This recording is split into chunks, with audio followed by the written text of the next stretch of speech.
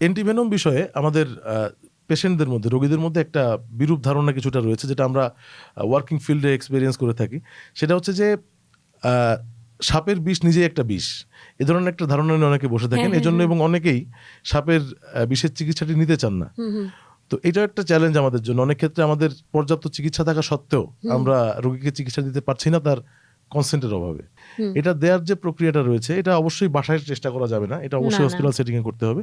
সেটা হচ্ছে সাপের বিষের যে ওষুধটি রয়েছে সেটার 10 অ্যাম্পুল আমরা 100 ml, এটা আরো 100 ml নর্মাল স্যালাইনের সঙ্গে মিশিয়ে আমরা ইনফিউশন আকারে দিই। আইডিয়ালি আমাদের যেটা করা হয় সেটা হচ্ছে রিয়াকশন প্রিভেন্ট করার জন্য আমরা কিছু ওষুধ, আচ্ছা, যে সমস্যাগুলো রোগীর হতে পারে সেই ধরনের কিছু ওষুধ আমাদেরকে হাতে রেডি রাখতে হয়। স্বীকৃত চিকিৎসা সাপের বিষের সেটা হচ্ছে এই পলিভ্যালেন্ট অ্যান্টিভেনম, আমাদের দেশে অন্তত এটাই চিকিৎসা দিতে হবে। এবং রিস্ক বেনিফিট রেশিও যদি আমরা হিসাব করি, এটার বেনিফিট অনেক বেশি। আচ্ছা। সেক্ষেত্রে সামান্য অ্যালার্জির ভয়টাকে আমাদের ওইভাবে আমলে নিলে চলবে না।